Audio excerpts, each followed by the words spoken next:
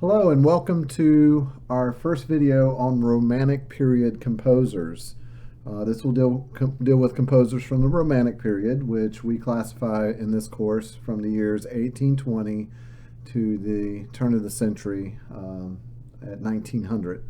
So we're going to be focusing on mainly chapters 4 through 8 in the textbook. That will deal with Franz Schubert, Robert Schumann, Frederick Chopin, Franz Liszt, and then finally Felix Mendelssohn. The reason that we spend so much time discussing the individual composers of the Romantic period is, well, you may recall one of the strong attributes of the Romantic period is the focus on individualism. The idea that the individual is allowed to be expressed. And of course, part of this is the changing political and social environment, the way the composer makes a living and stuff. All of that is drastically different. You start to see that change happen around the time of Beethoven. Things like the French Revolution, Napoleon, all these things happen, and it begins to totally change just the daily life of the average musician and composer at this time. And what ends up developing out of that, especially in the latter part of the Romantic period, is this focus on the individual artist. And there's also this spirit in the Romantic period that composers are not just making music for mere entertainment or just, even for the people of their own time. The spirit that kind of swept up a lot of the musicians and inspired a lot of the musicians in this period to become composers was that you were going to say something important. You were going to be leaving behind a legacy, that you were writing music that perhaps wouldn't be popular in your own time, that perhaps wouldn't bring you fame and fortune, because to pursue such things was kind of considered base. They had more romantic goals, which is one of the reasons we call this period, the Romantic period. They had very ideal aspirations for their music, and they felt like their music was important, that they had to put their stamp. This was their legacy. This is what they were going to leave behind for future generations to look at their music. And one of the things you have to keep in mind is that in the 1800s, you have the formation of basically musical based universities. We call them conservatories nowadays. Here in North Carolina, the state I teach out of, we really only have one true conservatory, and that's where I went to graduate school yet. Sorry, I'm stumbling over my words there. That's where I went to graduate school. It was the North Carolina School of the Arts in Winston-Salem. Now that school is not just focused on music, it's focused on all the arts, hence the name School of the Arts.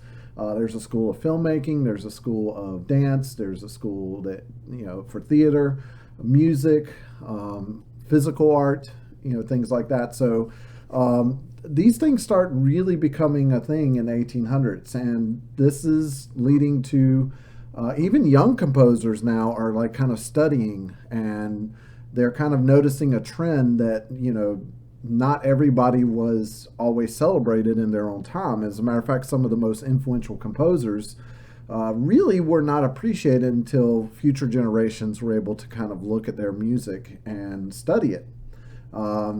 If you recall from the film Amadeus, Salieri, he really was at one time one of the most celebrated composers. He was the chart buster of his day. But notice we don't have a chapter on Salieri. He's merely a footnote to Mozart when you study him, because Mozart, although he died roughly penniless and very underappreciated by the Viennese society at the time, by the time you get to guys like this, Franz Schubert and stuff, they start realizing what underappreciated genius Mozart was.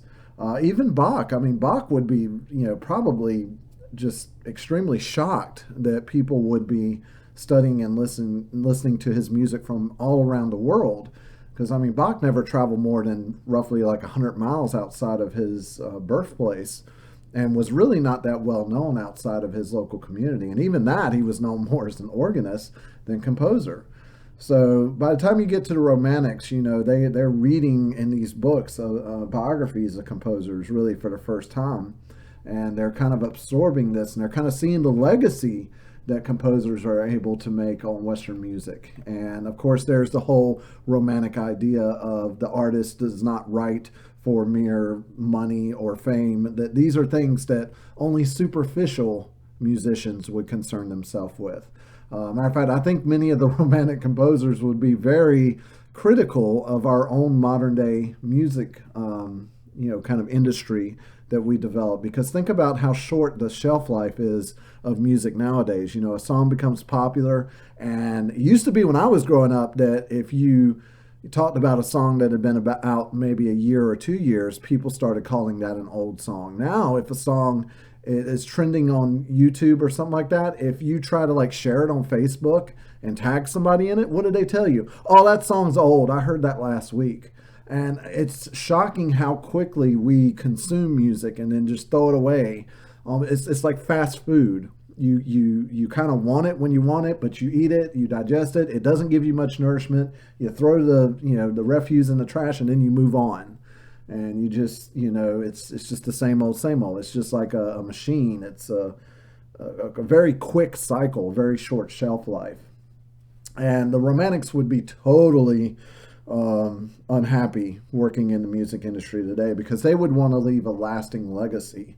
And we do even see that even with commercial music. Think about how the Beatles, they started off playing, like bubblegum pop songs like She Loves You, Yeah, Yeah, Yeah. I mean, lyrics and music that's really not worthy to be studied by a future generation. And we probably wouldn't esteem the Beatles had they not made albums like Rubber Soul and Sgt. Pepper's Lonely Hearts Club Band, and where they started experimenting and kind of encouraging their listeners to go beyond just this bubblegum pop stuff. So we're going to see the Romantics are the same way. They want to leave a legacy. They're not going to be extremely obsessed with making fame and fortune. That's not really something that they aspire to be.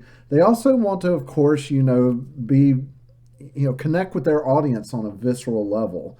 They wanted their music to have this kind of immediate connection with people. They wanted to shun the old, kind of outdated idea that music, fine music, things like symphonies, string quartets, piano sonatas, these are not things that the snobby aristocracy should hoard to themselves. Just like the great palaces were often converted into museums and public grounds. They wanted to take what was previously only available to an elite few and democratize it. They wanted it to be for the common people. And they wanted to make sure that when you were listening to their music, yes, they wanted to leave a legacy. Yes, they wanted to do something impressive. For the first time, you really start seeing composers being concerned and sometimes haunted by what other composers think about them. And you see this kind of iron sharpening iron that's happening during the Romantic period. It's quite fascinating to watch. And for the first time, another composer could make or break your career as a composer. We're going to see that many composers like Johannes Brahms, Robert Schumann, people like this, like their careers are kind of jump-started and encouraged by other composers. You see that relationship between like Beatrix Smetana and Antonin Dvorak. Things that are going on where, one composer will come along, see promise in a young composer, and they will use their esteemed position that they've worked their whole life to get to encourage and endorse this young and upcoming musician and really help them. You see Robert Schumann, write critical essays and stuff. And that's another thing. You see composers, it's almost like the early days of online forums on the internet and stuff. You see composers putting their ideas out there, telling the public, informing the public what is good music, what is bad music. And you see that, with the increase of literacy, with, industrial revolution coming about, more and more people are living in cities. More and more people have leisure time, expendable incomes, and stuff. So not only does writing music become a profession that you see many of these do, but also writing about music and other musicians. And that begins to have a big impact. But let's get with the basic subject of this video, and let's look at these composers. We're just going to give you a quick overview. I'm not going to go line for line in the textbook. I'm not going to even require that you be an expert on all these composers. I just want you to know a few little things about them, so when if you're ever at a concert or someone name drops these, or you read it online or something, you'll have at least some idea of the composer, their work and stuff, and what to expect if you ever listen to it. I've got what I believe, it should be functioning up here. Hopefully all will go well. I believe I've got a few listening examples. I'll probably only play a few seconds, and even that will probably get this video with a copyright restriction. YouTube is getting ridiculous at times with what they're doing. Even though all of this falls under fair use, it may cause ads to appear on the video. I usually don't monetize any of my videos, especially my lecture ones. But anyway, let's get on to this. Let's first of all look at a few things that we're going to be covering on each composer. It's kind of important that you know if they're an early Romantic composer or a later one, because one of the things that you should have noticed back when you read chapter 2, this is Schubert, for instance, here in a small little room here, putting on a little private kind of concert. That was a popular thing for him to do. Few times that he got paid for his music, oftentimes, even though sometimes he would do these for free. But you see Schubert here in a small room. It's not he's just playing on a piano. It's just one musician, maybe a singer singing along or something like that. It's not an expensive thing. Matter of fact, sometimes these were impromptu. Sometimes he was at a party, he'd just show up and then, people would ask him to play. So it wasn't necessarily organized events. You didn't have to, with an orchestra, with a symphony, you got to organize that stuff. You can't just show up at a party and, perform a symphony. Not only that, but this, wouldn't require much of an investment at all. So, you kind of see this being a very popular thing in the early Romantic period. It's really not until, the later part of the Romantic period that you really start to see a lot more emphasis, a lot more composers turning their attention towards larger scale works. It's not to say that there weren't large scale works, because some parts of Europe in the early Romantic period were still, the aristocracy was still around. They were still supporting artists. But definitely after the revolutions in Western Europe around 1848, you should have read about those in the initial timeline, especially after those revolutions ripped through Europe and stuff. Either the aristocracy are gone, or they're stripped of their ability to tax and stuff like that, so they're not they don't have as much income laying around. And of course in the early 1800s so much money and resources was put into warfare because of Napoleon, and until his ultimate defeat at Waterloo, that was a thing. And it also led to unification of a lot of places. If you're ruler over a small little nation state, and you're lucky to have maybe 10,000 troops in your national army, Napoleon shows up with hundreds of thousands. You have no choice but to kind of unite, and that's where we start actually seeing some of the modern day country lines. Germany, starts kind of uniting underneath. And this also leads to nationalism, by the way. There's a lot of, when Napoleon swept through Western Europe and stuff, he kind of wanted to instill a lot of the French ideals and stuff like that. So you start seeing other parts of the Western Europe want to exert their own nationalism. Kind of come up with a national identity instead of just, these pockets of, individual identities and stuff. What does it mean to be German? What does it mean to be Austrian? What does it mean to be, Danish? What does it mean to be French? And even out of this spirit of nationalism, with later composers like Richard Wagner, the German opera composer, he ends up doing what many Germans did, and that's kind of stealing other people's cultures and claiming it as your own. We see that with his, most famous operas, his Ring Cycle, which are all based on Nordic mythology from like Scandinavia and places like that. It's Viking mythology, but Here we have the Germans kind of appropriating that for their own culture, and kind of looking at that as like their mythology when it actually didn't originate with them for the most part.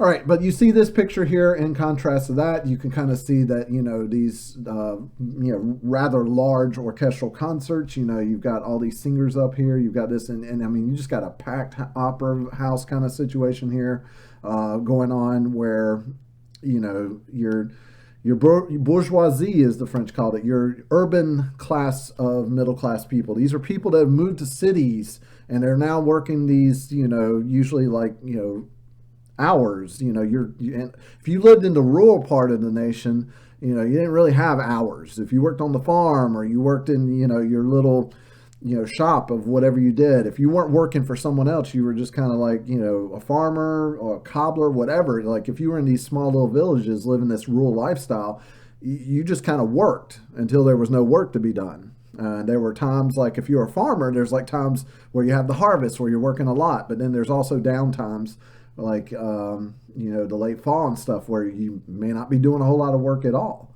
However, if you're now a member of the bourgeoisie, you're now in the city, what most of us are kind of accompanied to now, working a certain number of hours a week, getting a wage for those, which means that you probably actually end up having, by averages, the average work week, just by averages, you have more average leisure time because labor laws eventually become a thing and stuff like that. But like you would have your set hours that you work, and think about all the leisure time they had, and think about they didn't have the internet, they didn't have television, they didn't have radio, they didn't have any of this, and music was a big pastime for people.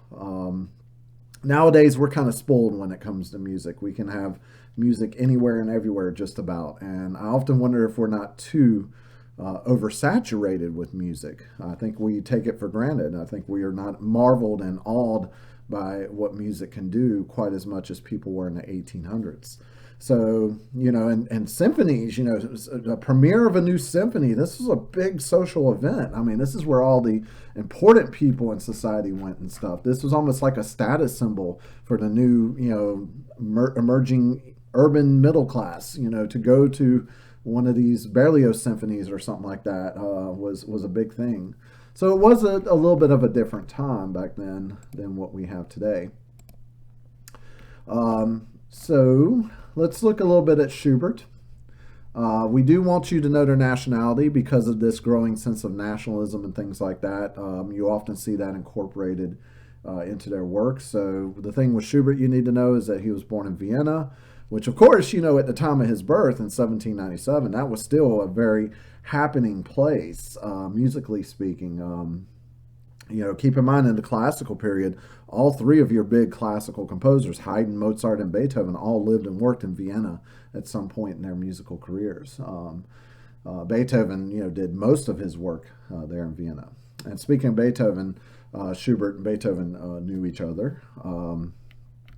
If I'm not mistaken, Schubert was a pallbearer at Beethoven's funeral even. But you see Schubert there in Vienna. Unlike Mr. Beethoven, he was never, able to really find much of a steady income as far as positions, and he was never a virtuoso performer like Beethoven. So you never quite saw him, enjoy much financial success and stuff.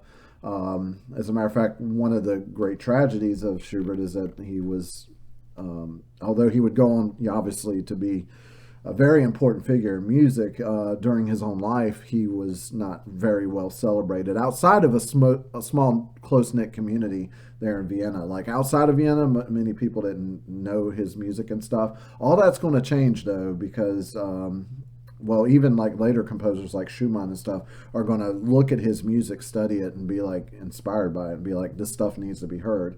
But many of Schubert's pieces he never heard performed in his own life.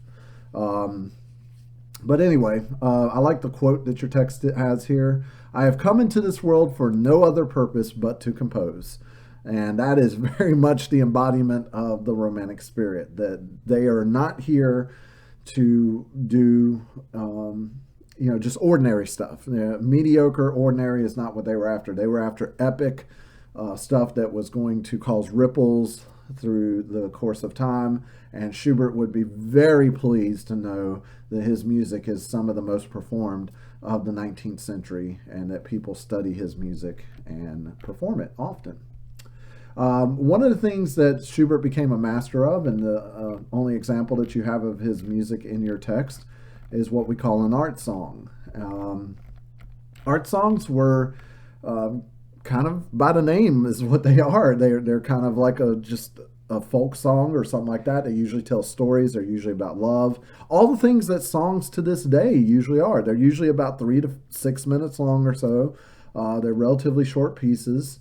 Now, of course, nowadays you might accompany a singer with a guitar or drum track or something like that, but the instrument of choice back in Schubert's day was the piano, and the piano can be very expressive as an accompaniment instrument. As a matter of fact, if you listen to the Earl King, the way it opens up, just listen to this intro. I mean, if you know the story of this piece, the Earl King, you know that it's about a father on horseback late at night, frantically writing to the doctor in hopes that his severely ill son will get treatment.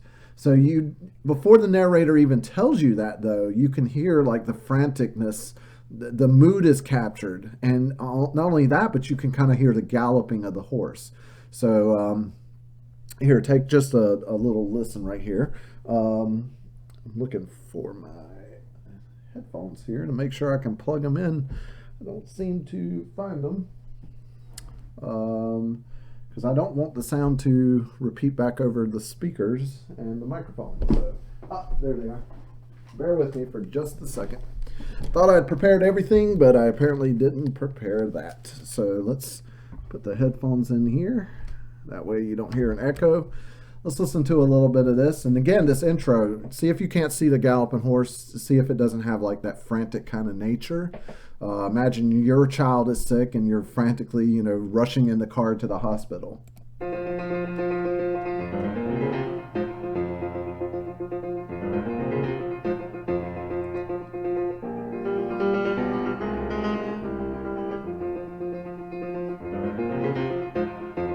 So the piano is not just there to, be a background accompaniment instrument to what Schubert's doing. It's actually, kind of painting the picture for you before anything is actually sung. Now, eventually the narrator does come in and sing. Well, the singer comes in as the narrator. The singer actually plays like 4 roles in this piece. But he comes in as the narrator, first of all, and you can see the translation here. It says, "Who rides so late through the night and the wind? It is the father with his child. He holds the boy close in his arms." And so even before the narrator tells you that, you can kind of hear that with the piano accompaniment. And that's part of the genius of Schubert, is that he didn't just put the piano there just as, something in the background just to provide the harmonies for the singer. He's taking the piano and doing an active role. Even when the narrator's singing that, you can still hear that piano in the background helping paint that picture of that. Now, Schubert did more than just art songs. He actually wrote 7 complete symphonies. He was working on a 9th symphony. He had almost finished his 8th. He basically finished 2 movements of it, which is why his 8th is often called the unfinished symphony. So he did do a bunch of other things like that. Many of his larger stuff, though, he never saw performed in his lifetime. And you can see he rose. He wasn't quite a child prodigy, but he definitely rose to his peak in his late teens there. And you can see that he was rather young for that. At 21, it says he gave up teaching in school. He was actually teaching at his father's school. But he was miserable. He probably was a crappy teacher because he was probably stealing off and daydreaming about music all the time. But anyway, he says here he associated with a group of Viennese poets and artists who led a bohemian existence. So they kind of led this idealized existence. They really weren't in touch with reality much, but that's why they call it the Romantic period. They lived this romanticized life of where art and music and poetry, these were the things that they fed off of. They literally were like starving artists, and in the 1800s, this was kind of the ideal for the artist. That the artist was just so consumed with their work and so obsessed with producing something epic and grand with everything that they wrote. Being mindful of what other artists are going to say about them and critique them and stuff. So many times they would skip meals. Schubert, we know for many times, was struggling financially. He ends up dying really quite young, even younger than Mozart. Mozart was 35 when he died. This guy's only 31. It says here he was mostly thought of as a fine song composer until his unfinished symphony was performed almost 40 years later. So it's like 40 years. I mean, that's quite some time later that someone, dusted it off, said, wow, we got to perform this. And it was, even kind of unusual to perform something that is unfinished. And that shows you how much, greatness they saw in it. So if you ever hear the Unfinished Symphony, you'll notice, I believe it only has 2 complete movements. The first movement, by the way, opens up really awesome. Check that one out. I love the beginning to that. And one thing also about Schubert is the guy had a knack for melody. Some of his melodies are just, you'll listen, when you listen to that Unfinished Symphony, that first movement, after the really cool kind of dark, slow introduction, I think it's the oboe that gets the melody, first. And it's just such a lyrical, singable melody. Much like Mozart and stuff, you'll just have these tunes stuck in your head. So Schubert's got this excellent mix of giving you something tuneful to hold on to, but also, wonderfully developing it, taking these tunes to new and interesting, peaks and stuff like that. The way he's able to shape a melody and, give it to you 30 times, but each time it's different and transformative and stuff. So it's really cool. But, Schubert kind of embodies that, typical, romantic artist, a young guy, obsessed with, writing music, very complex, much more complex than probably a young person should be considering, that most young people are obsessed with other things in life. But this starving young artist who is, it's not until decades after their death are they immortalized through other people realizing what greatness they had. But you can see he wrote over 600 songs. That's a pretty good output, very impressive output for someone who dies so young. And you can see he often included in his not his orchestral, but his instrumental works. The Trout Quintet is called that because there was an art song he wrote called The Trout, and he kind of adapted that into this string quintet, that he composed. So sometimes you'll see him doing kind of that Beethoven thing where, Beethoven would take, occasionally and reuse, one of his melodies from his piano sonatas. I think, was it one of his piano sonatas uses one of the themes from his sixth symphony or something like that. You can kind of see that that's, continued with Schubert. But of course, the textbook focuses on this song he composed in 1815. Very young Schubert, read this poem, and was immediately inspired. Jumps up and supposedly within minutes went to the piano and cranked out this amazing art song. So do read up on it. Do make sure that you're following along with the translation.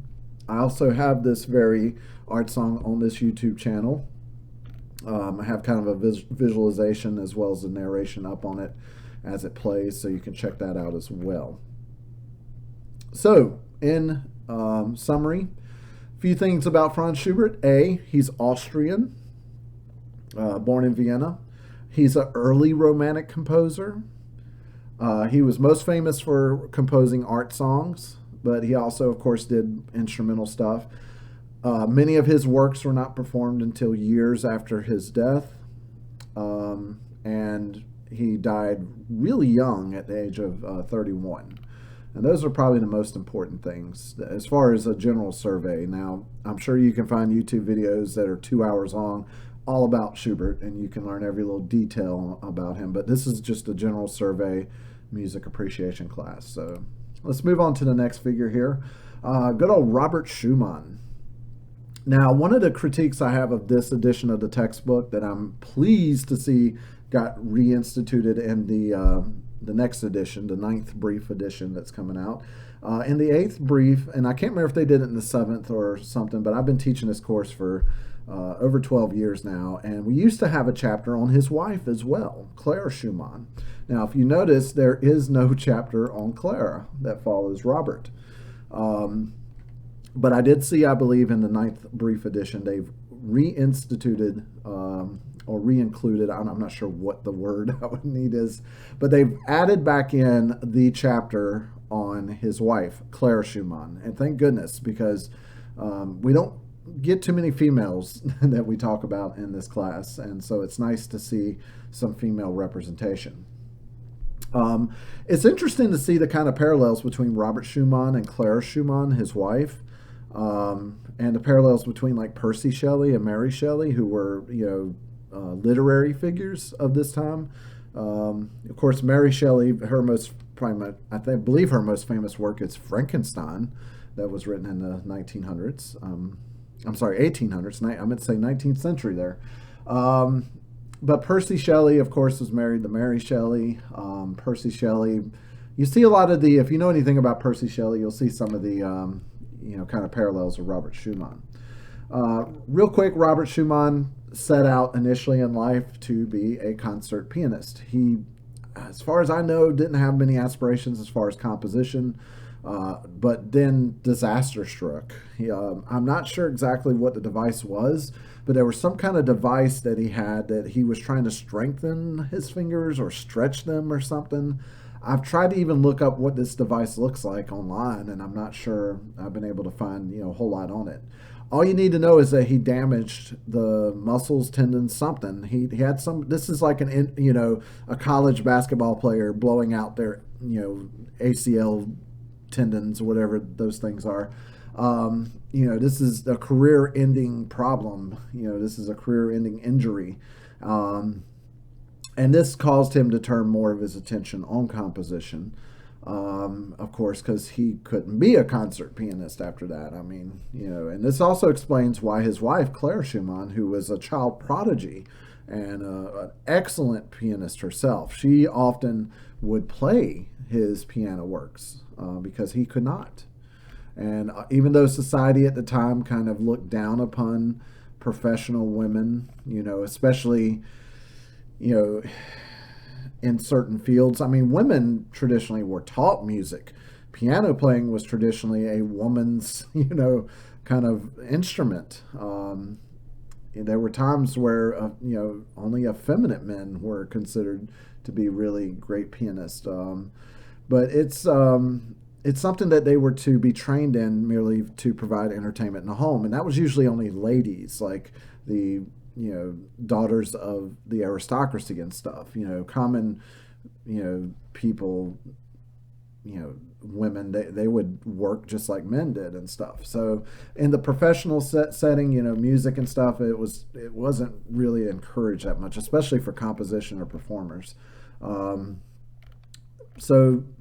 Because of Robert's situation, though, it was something that many people knew and stuff. They thought, what better person to interpret Robert's works than his own wife? And so perhaps they were a little bit more open to the idea of her performing. That's not to say that that's the only reason she got to perform or compose music herself. She was, if you just forget the fact that she's a woman, she's an excellent composer and outstanding musician. I think it was the 40s or 50s, they even made a movie about, Robert and Clara and the whole dynamic of having a husband and wife that are both famous for the same thing, being performers and composers. But anyway, let's get to the basic things that you need to know about Robert Schumann. His nationality, you can see he's born in Germany. What kind of pieces did he write? Well, obviously he wrote a lot of piano works because that was his instrument of choice before his injury. And you can see here it explains that device a little bit and stuff like that. You can read up on that. But Schumann actually did write some other pieces other than just for the piano. He wasn't quite like Chopin, that we're going to look at here in a minute, who pretty much exclusively wrote for the piano, with the exception of very few instances. Um, so he wrote some art songs like Schubert did. Matter of fact, he was a big fan of Schubert's music. And the piece that you have two examples from, it's a piece called Carnival. Um, you have these two pieces here, the Estrella, and now I guess because this is italicized, you would do the French pronunciation, reconnaissance, but it looks like reconnaissance. That's where we get the word from. It's the French. In Estrella, it represents actually, ironically, even though this was published the year he got married to Clara, when he wrote this piece originally, he was engaged to another woman. And this piece right here is to represent that other woman. And then the reunion that you see here is when supposedly the two lovers, him and this woman he was engaged to at the time, when they recognize each other at this carnival party. So that's what those two pieces are about. These set of pieces from Carnival, I believe, were inspired by a Schubert piece. So he kind of got the idea for it. He also wrote other pieces here. You can see piano works and stuff like that. As you can see here, though, after 1840, when he got married, possibly as a result of his wife's encouragement, he turned his attention to symphonies and chamber music and stuff like that. But he never quite, like Schubert, he never lost that kind of lyrical approach to piano and art songs. And that's something that's to be said about the piano of the 1800s. It's not to say that like Mozart and Beethoven didn't write lyrically for the piano, but you got to understand the piano in the 1800s is undergoing some changes. They began adding felt to the hammers. They are starting to use cast iron frames instead of wooden frames. This means you can stretch the strings with more tension strength, which means you don't have to use quite as much force to be able to get the sounds. So you're able to play very quietly, much louder, fortes possible. You can also make the piano sing a little bit more because of the nature of the changes in the piano. They're built to resonate a little better. So improvements in the instrument itself, combined with the emphasis of the popularity of art songs and things like this, people wanted their music to be lyrical, something that is very tuneful. And both Schubert and Schumann excel at that. Okay, so in these examples you have, we're just going to play you just a little bit. Again, this is just a short little piece. This is 45 seconds long here, and the second one's only about 2 minutes. And that was kind of a common thing for Schumann to do. He liked to do that. He liked to do these little miniature pieces and then put them all as a collection. And that shows you that's a very romantic thing to do as well, is to write little tiny pieces and then have them be a part of an overarching story so that you're given little scenes from this party. So this is the little scene where this woman, again, this was his fiance at the time, and of course, he loved her and wanted, to present her in a positive light. So she's walking into the party, and of course, she's the most beautiful woman there, and he wanted to capture that in a short little piece. So I'm not going to play the whole thing.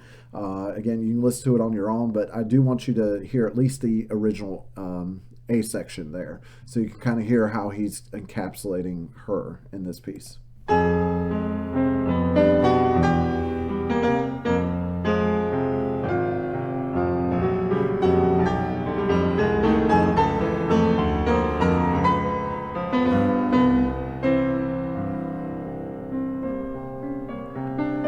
And notice how right off the bat, he gives this very, mysterious kind of sound, but at the same time it's tuneful, it's yearning, it's full of emotion right from the get-go. You hear all these subtleties. It's almost like a complex wine. You take a little taste of it, and the pungent taste like kind of hits you right off the bat, but it's complex. Like you sense all these little flavors and stuff. So even though this little tiny piece of music, boy, he's packing a big punch in this, and would be good for you to go back and listen to it several times, and try to, just like every sip of wine, you try to kind of focus on one in particular flavor and stuff. And think about the swarm of emotions. If you've ever really been in love with someone, when they enter the room and you lock eyes on them, like that kind of swell of emotions that you experience. So he also tries to obviously do this with the reunion piece. This one is over twice as long as the other one, but it's still really short. So once again, he's going to pack a lot of emotions into kind of a short little piece. And notice the performance style too. Notice how liberal the tempo is. He's not really, doing a kind of strict on the beat kind of approach to it. This is more about expression. It's more about, getting these emotions across. It's not so important that you play it with exact tempo and meter and stuff like that. So here is where the two lovers recognize each other, and they are perhaps even join arms and start dancing at this party.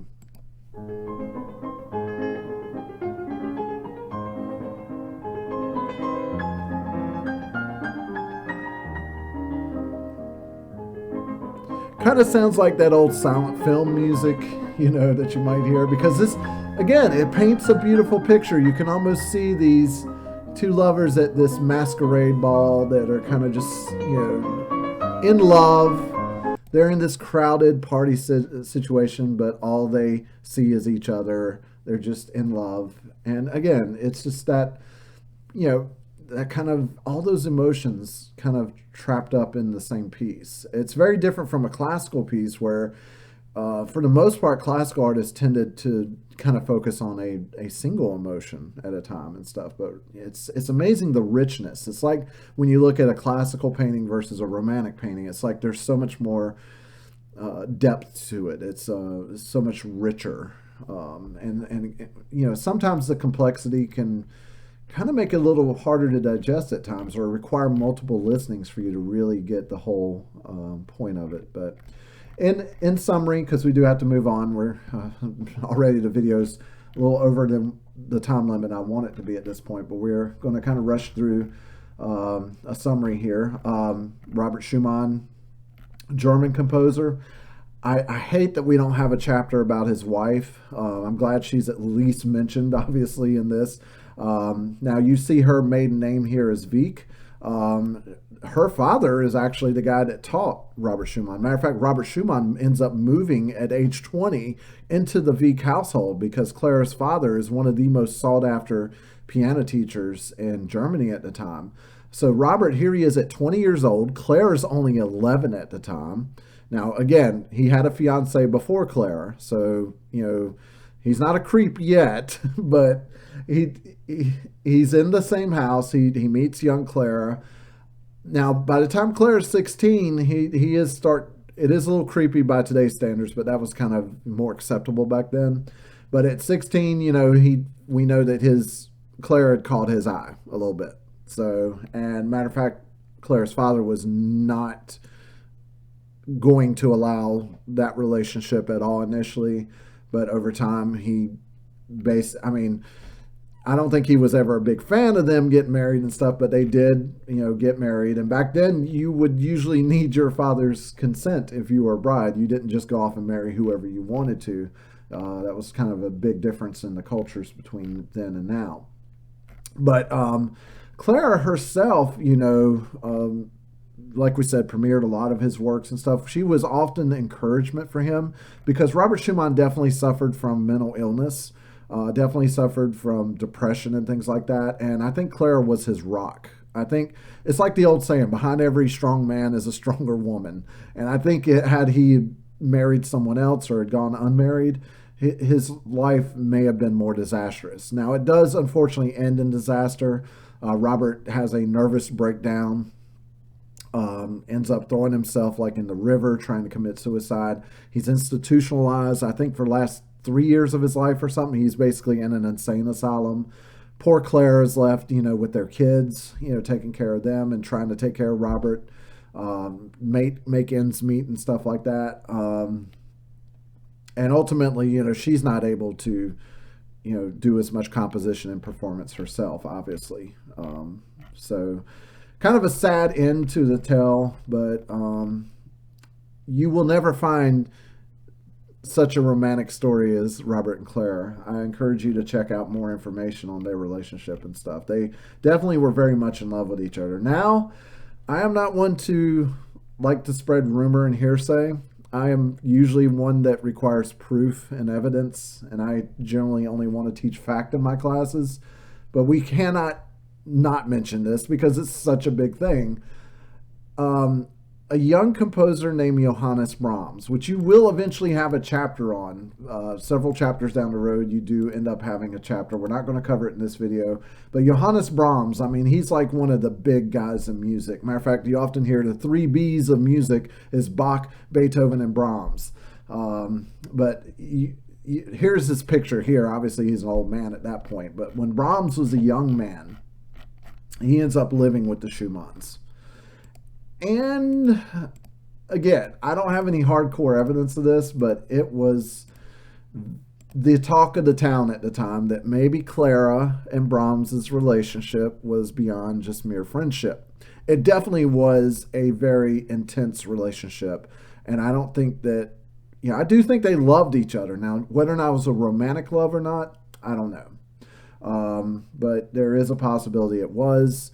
We know that they wrote letters to each other all the time, and as far as we know, they burned the letters. I don't think any of them have survived. So it seems a bit sketchy to me, but I can't tell you as fact that Clara Schumann and Brahms sort of had an affair. Now, of course, Robert having his mental breakdown, stuff like that, obviously she must have been lonely and stuff like that, One of the things that we humans require is, being able to socialize with friends and stuff. And sometimes that barrier between friends and lovers is a very thin one. But you can do your own research on that. It's not something we can definitely prove. But it's interesting to talk about at least. And it's something I want you to be aware of because you will hear it. I don't think you can bring up the Schumanns without talking about it. All right, moving on very quickly, we have, I'm not going to be able to do this guy any justice at all with the short amount of time I have left. But Frédéric Chopin is the piano composer. He is, pretty much every person that's serious about playing the piano, you will play some Chopin. And he's very unique in that he's really the first composer that writes for a single instrument and kind of specializes in that. Now, Chopin did write some things that did involve instruments other than the piano, but let's face it, all the stuff that is frequently performed of his and stuff like that, with the exception of his piano concertos, stuff like that, even then, he had help with the orchestrations and stuff. I mean, you can pretty much summarize him as a piano composer. That you're safe in saying that. But you can see he's also kind of in that early bunch of composers, because I would say with the revolutions of 1848 and stuff like that, that's kind of the dividing point, and conveniently it's right in the middle of the 19th century between early and later Romantic composers. You see a lot of the early ones focus on piano and art songs and stuff like that because the effects of the Napoleonic Wars, all the eventual revolutions that happen and stuff like that. The aristocracy just doesn't have money for music. These grand operas, these grand symphonies and stuff like that. I mean, this is all frivolous stuff that most of the aristocracy just don't have the money and time for, like they did in the heyday of the Rococo period and stuff like that. So anyway, you do see Chopin's kind of like an early Romantic composer. Now you are starting to see composers live long enough to have these early photographs taken of them, which is nice. We can actually see what they really look like instead of portraits. And you have to be careful with some of these composer portraits, by the way. Some of the most well circulated portraits I've seen of Mozart are ones that were painted by people that never knew Mozart in real life. They were often romanticized portraits done in the 1800s. Some of them even in the 20th century. So you have to be careful. I've seen quite a few pictures of Beethoven that don't really line up with the actual people that were alive and saw Beethoven and did sketches and portraits of him. So, but with these photographs, obviously that's who they really were. Now, a few things about Chopin. His nationality is can be a little confusing. His last name is actually French, Chopin, which is why you pronounce it that way. But he was born in Poland. His mother was Polish. He had a French father. And even though, ironically, Chopin does eventually move to France, he always considered himself Polish. I believe he kept a jar of Polish soil with him whenever he traveled abroad. And some of the places that he ended up living was because doctors told him to live there. They thought that the climate would assist his tuberculosis, which eventually is what he dies of. Tuberculosis, if you don't know, I mean, you can have it in different areas and stuff, but it's primarily affects the lungs. If you've ever seen the movie Tombstone or you know anything about Doc Holliday, he's probably the one of the most famous figures here in America that died of tuberculosis. But if you ever see the movie Tombstone, Val Kilmer, who plays Doc Holliday, is constantly kind of coughing up blood and stuff. They called it consumption back in that time, but they thought that, that's why Doc Holliday was in the Old West. The guy was a dentist by trade that was from New England, but they sent him out west because they thought that the dry, arid climate in Tombstone, Arizona would be, better for his tuberculosis. But, we don't really have to worry about tuberculosis nowadays due to vaccines and stuff like that. But there still is some nasty strains of it around, which is why if you go to some of these countries that have these nasty strains, they won't let you donate blood and stuff like that. All right, so Frédéric Chopin, born in Poland. As you can see here, he graduated from one of these conservatories that I talked about. These conservatories are special schools that focus on the arts and music and things like this. So, Chopin's brought up knowing and studying everything from Bach all the way through Mozart and stuff like that. I mean, all that knowledge of prior, piano composition, stuff like that, all that's serving him really well. He's able to focus, all of his studies and times and attention on the piano. Very gifted pianist, one of the best. Now, the funny thing about Chopin, he wasn't much of a performer.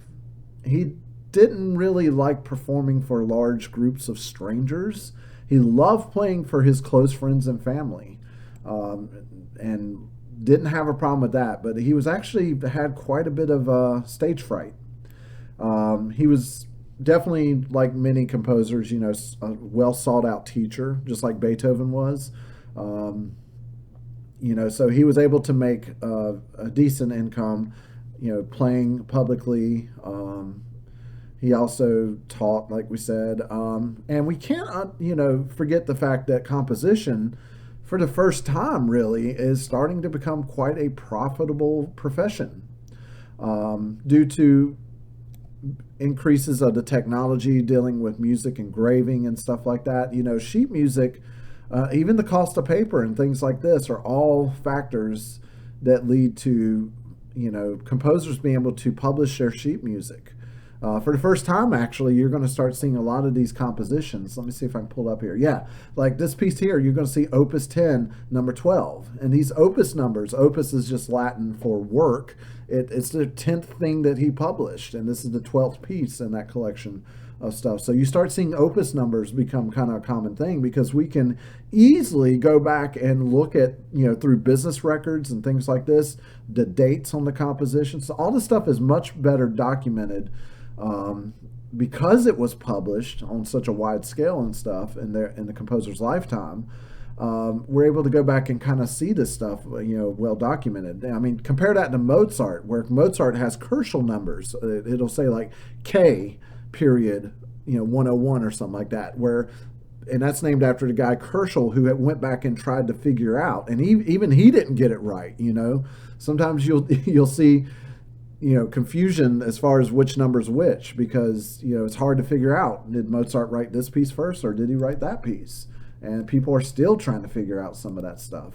So, music publication, like in Mozart's day, he might write a piece of music and he may end up publishing it, but like it probably would be published more on a local level, or, occasionally would go outside of, state borders and stuff like that. But it really wasn't a very profitable thing. But considering that the middle class, again, they've got more expendable income, they're now living in cities in far greater numbers.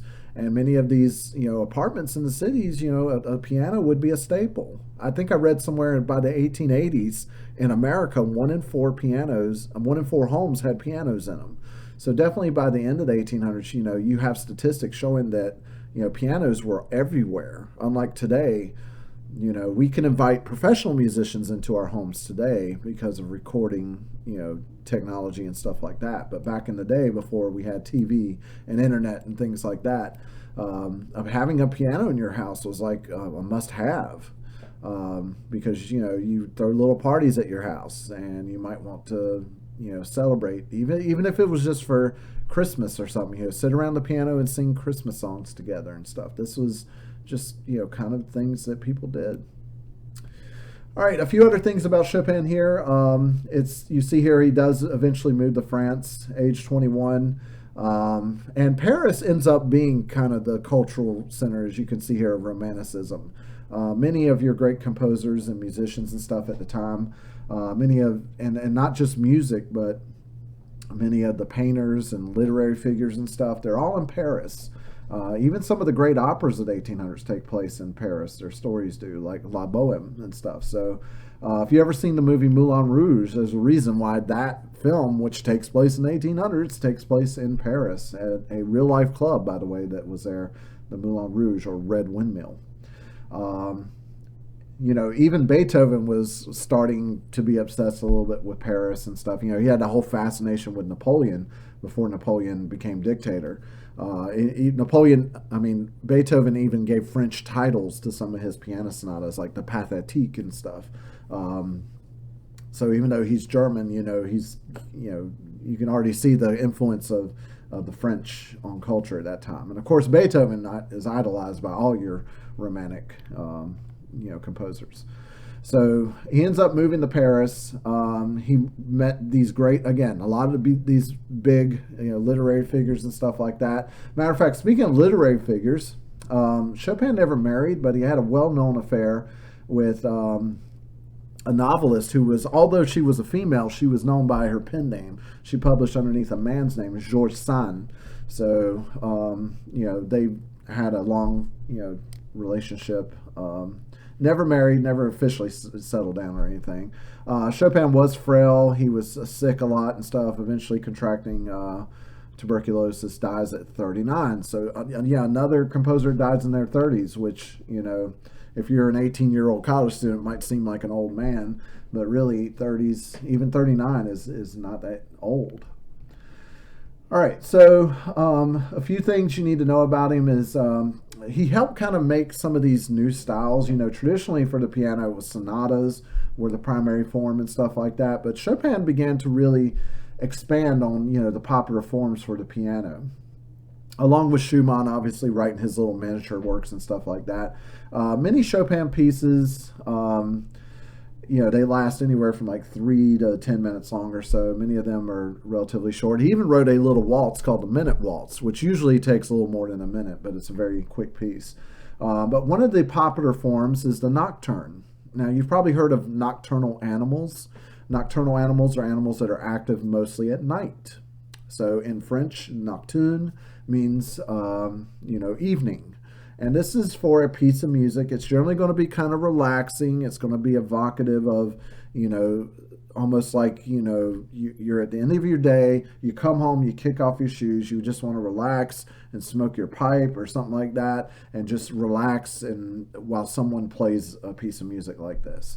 Now, not all of them are as relaxing as this example we're going to play for you here. This is probably his most famous nocturne, the one in E flat major. Very lyrical melody. Chopin never wrote an opera, but a huge fan of opera, and he loved these, lush arias in opera and stuff. You can almost hear this being sung. This doesn't even really sound like it was originally an instrumental piece. This almost sounds like an opera aria that he's adapted for the piano. So I'm going to let you listen to this main lyrical melody here. Again, I can't let it play too long due to copyright stuff and all that. Besides, you have access to your own. Even if you're watching this and you're not in my class, you can easily find many instances of this on YouTube and stuff. So this should be an easy piece to find. That's the entire title right there. Okay, so this was published in either 1830, 1831. That's the years he probably worked on it, and we're going to hear this pretty lyrical, lush melody. Again, trying to imagine almost being sung here.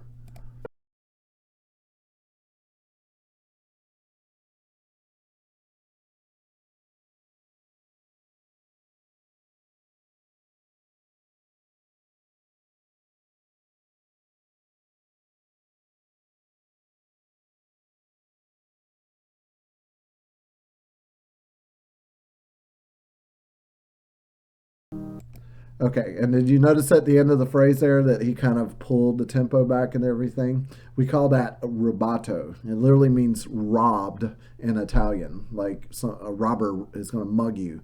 And that's because they're kind of stealing beats. They might speed up a little bit before it and rob some beats, and then they're going to slow down at the end of phrases. And that's very common. Matter of fact, it's so common in romantic playing that it's just kind of understood that you can take a liberal approach to tempo at this time. Now, Chopin often did this in his piano works, whether they were nocturnes, etudes, polonaises, whatever. And one of the things you want to listen for is that he often repeats melodies, but then he adds more notes to them, what we call ornamentation. And this, again, is from the operatic tradition. This is the typical da capo aria, where you would sing the melody, and then you would da capo, go back to the top, and you would add embellishments to it. So he's kind of taken that idea of the aria, da capo aria, and stuff like that, operatic tradition. We heard this melody, and again, I'm going to back it up and play it again. I want you to hear it in its original instance, and I want you to kind of, remember that. And when he plays it again, listen to how he adds more embellishments to it. So here's your first time.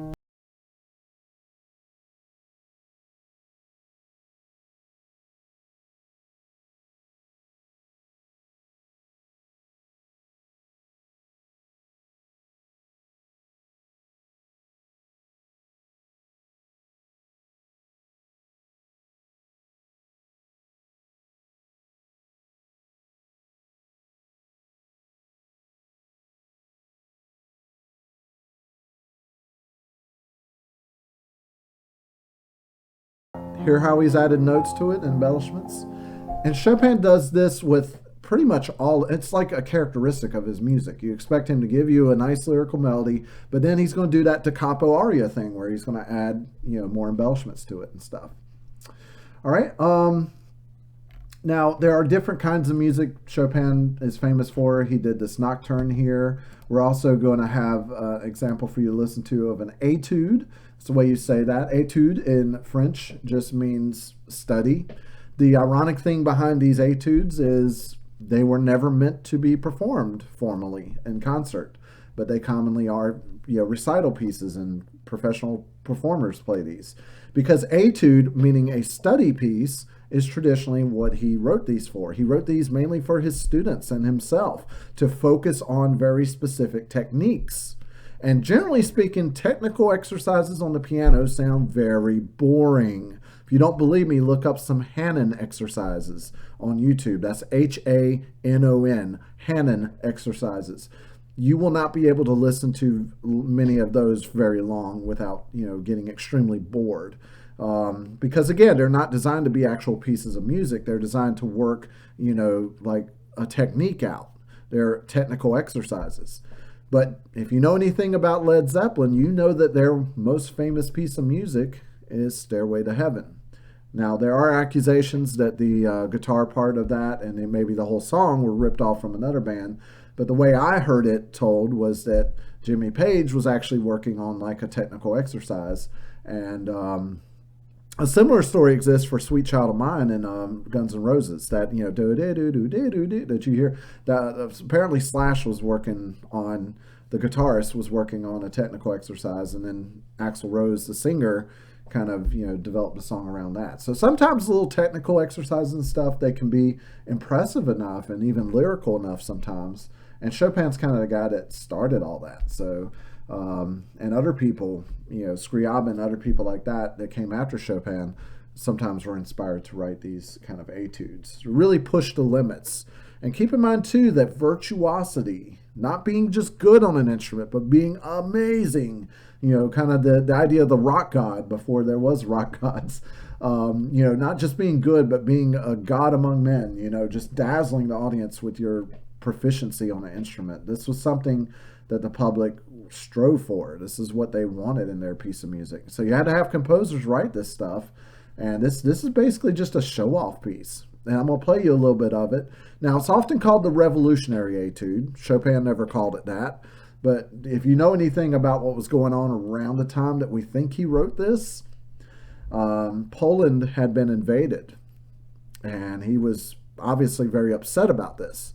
And so this was maybe, we can't say this with certainty, but maybe Chopin wanted to inspire in the Polish people the revolutionary spirit to repel these, dirty invaders that invaded their country and maybe spark up a revolution, to go against them.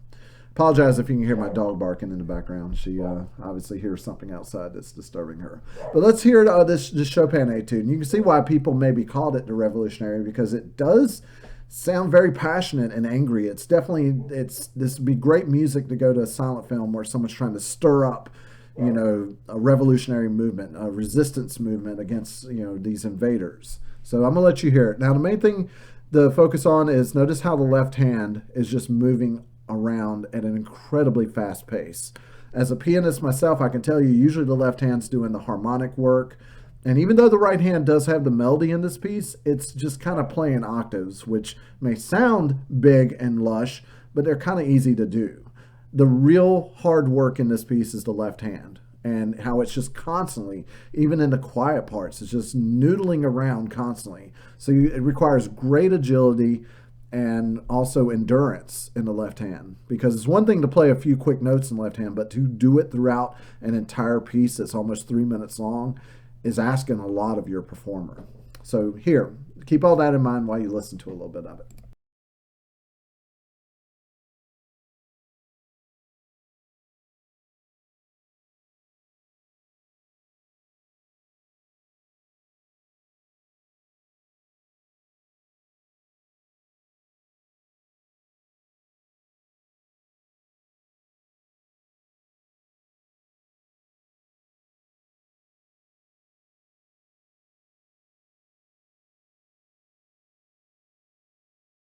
So again, the big powerful chords in the right hand, busting out that melody, but they're not quite, even though they're flashier, they're not as hard to do as that left hand part that just never gives up. So again, I'll let you listen to the rest of it on your own. I don't want to get flagged too hard with a copyright, but that's another example of a piece that you have from Chopin there. Now, regardless of what piece you're listening to from Chopin, all of these pieces, do basically the same thing. Even this ba-dum, ba-dum, ba-dum, ba-dum, bum. When he repeats that again, as you listen to it, you'll notice he adds more notes to it. He constantly embellishes and embellishes. And another thing with Chopin is that he often has kind of like deceptive little codas. If you recall, coda means tail. It's a little extended section. Chopin loved to fool his audience, I think. A lot of times you'll think the piece is ending, but then there will be this little extension. Something else he also probably picked up from opera, It ain't over till the fat lady sings. So, listen for those deceptive kind of endings on his works. Ultimately, in summary, Chopin's a Polish composer. He wrote almost exclusively for the piano. I want you to think of the piano when you think of Chopin. By the way, if any of you are gamers out there, check out, there's been a video game that someone actually made about Frederick Chopin, where I think he comes back from the dead and he challenges other musicians to a duel to the death or something like that. So yeah, it's really strange video game they made about him. So he never married, never had children as far as we know. Did have a pretty scandalous affair here with George Sand. Dies of tuberculosis at the age of 29. Wrote all kinds of piano music. Now, he did write some of the classical form stuff. He did I think a couple of piano concertos. He did some sonatas. Matter of fact, one of his sonatas you probably heard the melody from. One of his sonatas has this funeral march to it. It goes dum dum da dum dum da dum da dum da dum. I remember even playing like I think an old Atari game where when you died it played that. And I never knew that was from a Chopin sonata until I grew up. But he wrote several, kind of classical form pieces. He also expanded the literature and the repertoire for the piano and to include nocturnes, etudes, all kinds mazurkas, all kinds of things that you see later composers also inspired by that, either to incorporate dance music from their own country or something like that, or you can even see here this next guy we're going to talk about, Liszt. He also wrote etudes, and you can see this is written in 1851, obviously after Chopin. So, Chopin did it first. All right, so Franz Liszt, one of the most interesting figures in music to talk about. He's Hungarian, which we haven't had a guy from Hungary yet. If you don't know where Hungary is, check out Google Maps. It's in Eastern Europe. It's kind of on the border between Eastern and Western. Budapest, the capital city of Hungary, is kind of like a city where you'll see influences from, Eastern Europe and Western Europe all in the architecture. It's a melting pot of Eastern and Western Europe. And you kind of see that in Franz Liszt's music a little bit. He was one of the most dashingly handsome composers. We have, I kid you not, look up caricatures that were drawn about him in the 1800s, where there's literally caricatures of women like throwing roses up on the stage and stuff. And you could see the brothers of these women, probably husbands maybe even and stuff, just being, kind of tired out by having to hold their women back because they want to go up on stage. This guy was a Beatle before the Beatles ever existed. Women were known to try to tear off buttons off of his coat and stuff to take home as mementos and stuff. Matter of fact, a lot of pianists will grow to hate Liszt because he's the guy that made it popular when you play a recital to play from memory. Traditionally, pianists were allowed to read from sheet music. But to this day, it is common practice at recitals and professional performances and stuff to play your music from memory. That was part of the impressive feats that, performers did back then. So also, turning the piano sideways. Traditionally, pianists either faced the audience or had their back to the audience. But Franz Liszt was the guy that made it popular to turn the piano on the side. And that was just so that people could get a better look at his beautiful profile. He was said to have one of the most beautiful profiles of all people. So anyway, unlike Chopin, Liszt very much was a showman. Now, Liszt is eventually going to kind of retire, kind of at a young age. He kind of stops the whole touring thing and going around and stuff. But in his heyday, he was one of the most sought after performers in all of Western Europe, Eastern Europe, all over. I mean, this guy traveled, took advantage of these newly founded railroad lines and stuff like that, and traveled all over Europe, dazzling audiences, wooing women. He was known as a woman. I mean, the guy could probably get any woman he wanted. You even see here Chopin saying that he wished he could play his own piano works the way Liszt played them. Liszt was just a god. He was the rock god of his day and age. There was nothing this guy could not play. And you see that technical prowess kind of enter into his works. A lot of his works are virtuosic. Just not every average day piano player can tackle them and stuff. Now, not everything he wrote was that way, especially like once he decides that he's kind of done with this whole traveling thing and he focuses more on like symphonic works and stuff. He actually ends up going on to invent some symphonic forms like the symphonic poem or tone poem as it's sometimes called. Now, Liszt had his set of people he was impressed by. And you can see here the great violinist Paganini, which Paganini is the guy that kind of is one of the first that you come across with this whole myth of a musician selling his soul to the devil to be able to play, because Paganini would play and people would literally think that his like violin and he was possessed by some kind of supernatural force, because when he played it sounded like two or three violinists playing at the same time.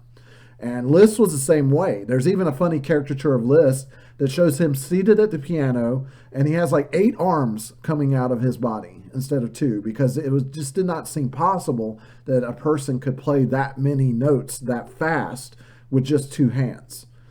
So, but Liszt heard Paganini play and he was, kind of, just flabbergasted. And he ends up, you can even see that he wanted to become the Paganini of piano. So, he actually withdrew from the concert stage for a few years, practiced from 8 to 12 hours a day, and emerged as probably the greatest pianist of his time. Okay? So anyway, he ends up writing these transcendental etudes as kind of a ultimate, kind of testament to his own ability, as well as, the kind of technical prowess that a true concert pianist should aspire to at that time. So I'm going to play a little bit of one of them here. This is the one in F minor. And I can stop it at 3 seconds. And how many notes were just played? I mean, that was just, even as someone who understands and plays piano myself, like that is a lot of notes played very quickly. And even looking at the notes here, the way they're written and everything, my fingers are already kind of cramping up. I'm already getting sweat on my brow, because if someone set this in front of me and said, play this is like something that you just can't easily sight read or just hear once and play it back and kind of noodle it out on the piano. So I'm going to let it play a little bit more so you can just understand like how many, just this is meant to kind of, make you just drop your jaw with how quickly the notes come at you.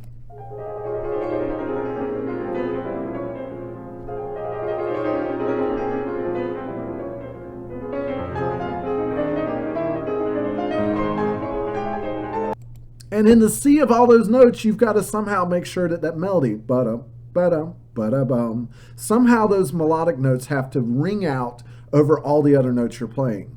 And if you know about the piano, you know that the only way you can make those notes ring out is to play them with a little bit more of an emphasis. So you've got to make sure that even though you're playing with multiple fingers on each hand, you've got to make sure that those melody notes ring out clearly over all the other notes. So yeah, great technical skill. You can learn more about the piece here by kind of like, what inspired it, how, what it was intent was and stuff. But that's just one piece that you have there from Liszt. It's not even some of his most famous stuff. I would encourage you to check out like his Hungarian Rhapsodies, which are well known. He wrote symphonic stuff. As you can see here, he basically, not basically, he did. He created the symphonic poem or the tone poem. He also, did other things that were, grander works than just piano compositions. So you end up seeing here that his music influenced other composers like Wagner, who actually ends up being his son-in-law. Funny story with that. Liszt's daughter runs off with Wagner and abandons the man she's with to be with Wagner, and Liszt is not too happy with that. But see, the problem is Liszt basically did the same thing with Cosima, his daughter's mother. Interesting story. So if you want to get into some soap opera stuff, read about the love lives of Liszt and Wagner and how they ended up being, related through marriage and stuff. So some interesting stuff. All right, so basic stuff you need to know about Franz Liszt, Hungarian composer, very big showman early on in his career. Now, oddly enough, despite the fact that he was known as this womanizer and stuff like that, later on in life, he actually wants to become a priest. Now, they don't allow him to take full holy orders. He's not able to become a full-fledged priest because a little too much scandal surrounding him and stuff. But you do see that he becomes very passionate about the spiritual and stuff later on in life. Matter of fact, some of his later, this is a portrait that's painted here, but there's actually photographs of an elderly Liszt, and sometimes you even see him wearing his religious garb and stuff. So he actually turned his attention to some religious works and stuff. So despite being accused of making a pact with the devil and being a womanizer at a young age, known for his quite boastful nature and stuff. And unlike Chopin, again, he had no problem playing for crowds and stuff. He loved to flaunt his skill and his attractiveness. He definitely used it as a marketing tool. So the guy knew how to market himself, that's for sure. All right, and this takes us to our final composer, and I hate that I've already gone, a little bit longer. I try to keep these videos definitely under 90 minutes if at all possible, so I'm not really going to be able to do this guy justice because that leaves us with only about 10 minutes before I'm going to cut the video off, definitely. Now, first of all, how to say his name. He is a German guy. Felix Mendelssohn is the way I've always heard it pronounced. Don't say Felix. I occasionally hear English speakers do say it that way, but it's more common to hear Felix Mendelssohn.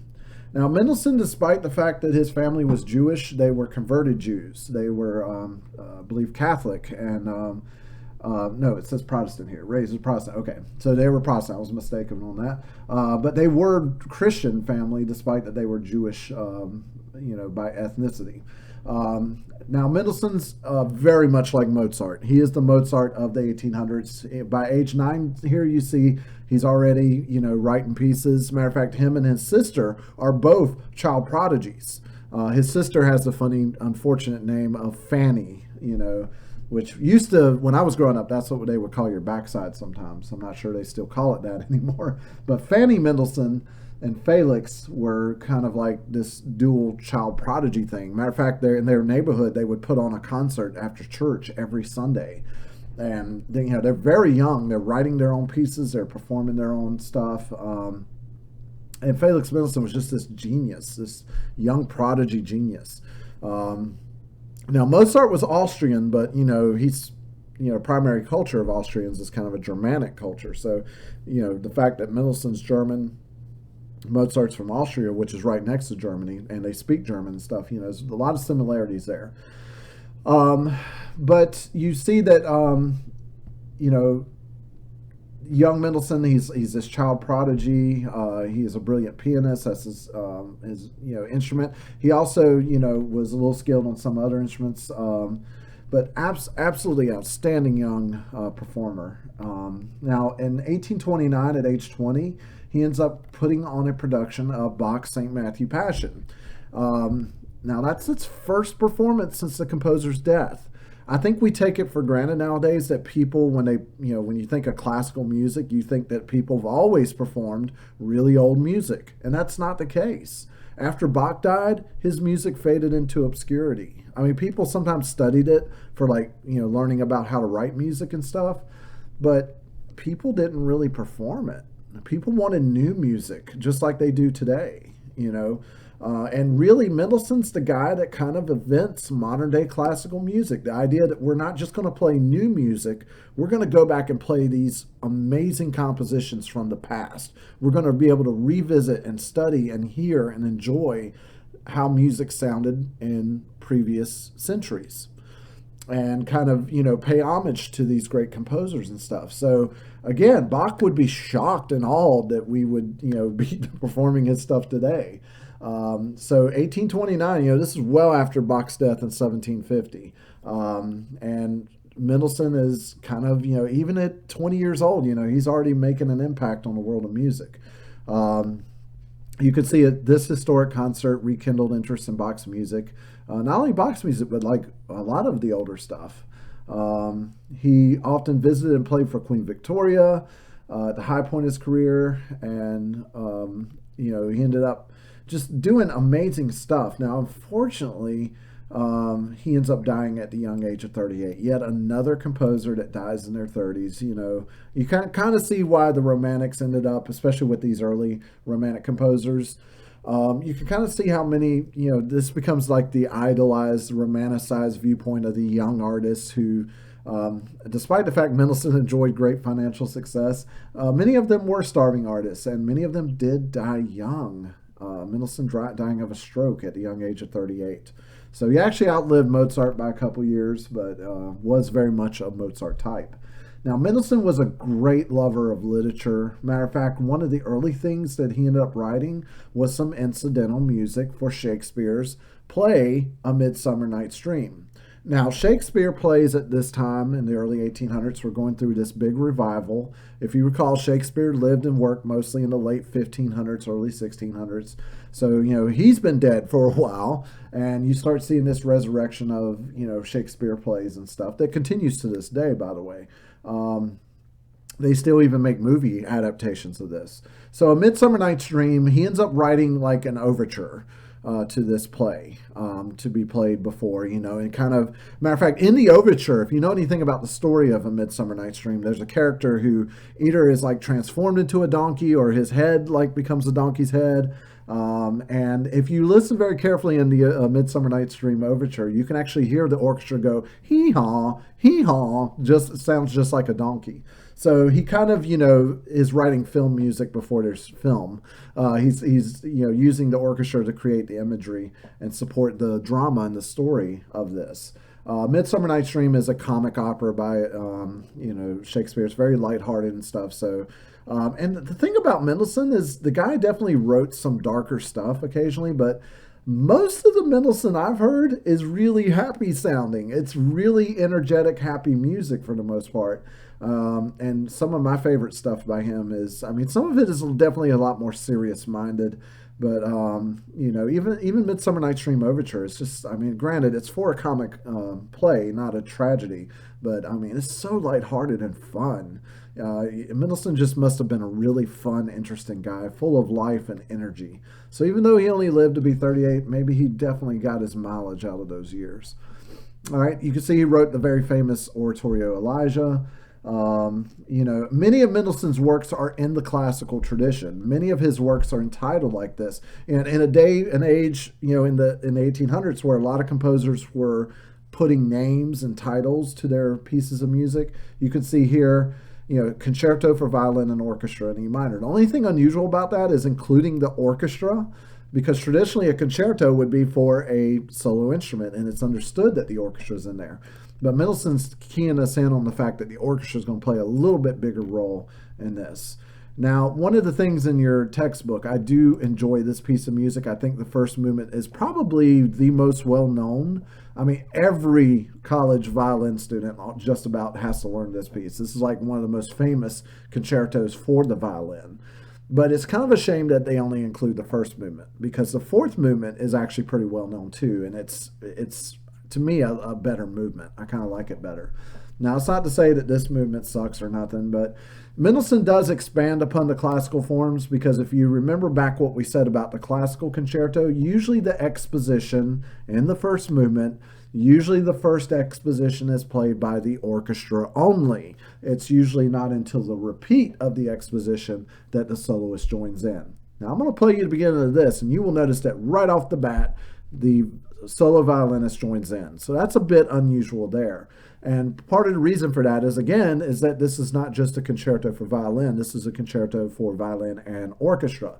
This is a showpiece for the violin, but it's more inclusive. It's also a showpiece for the orchestra. So the violin starts off right off with this beautiful melody. Mendelssohn, many romantics had just a gift for melody. But check out how wonderful this melody is.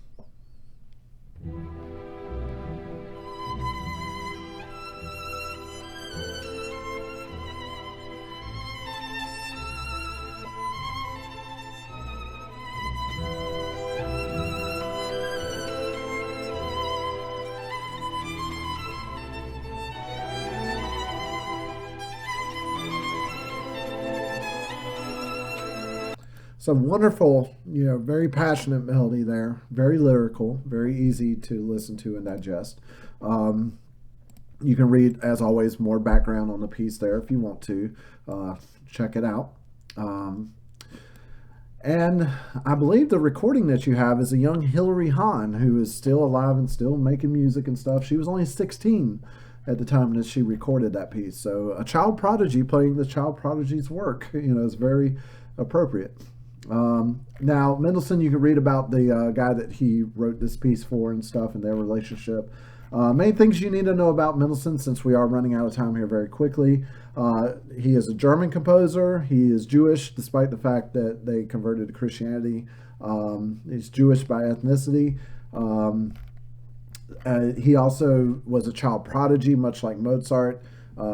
It's a shame his sister also doesn't get a chapter because she was pretty well known in her day and age too. Felix definitely was more well known. He wrote several kinds of pieces of music, orchestral, some piano works and things like that. He ended up kind of reviving interest in Bach's music and kind of starting this whole idea of going back and revisiting centuries old music, or at least music that's 70 plus years old or so, going back and listening to that, and appreciating dead composers, long dead composers. He ends up dying at a young age, like many of the ones we've talked about. Now Liszt actually ends up being an old man when he dies, but he's the exception to the rule in many categories. But anyway, Mendelssohn has a stroke, dies at age 38. Yeah. Feel like I'm not really done any of these composers justice, but then again, it's a general survey music appreciation class. Anyway, that's it. We'll cover the other chapters in a future video. And of course, if you have any questions, you can email me. My email address will be in the description. And check out all the other resources on our Blackboard page for study materials and things like that.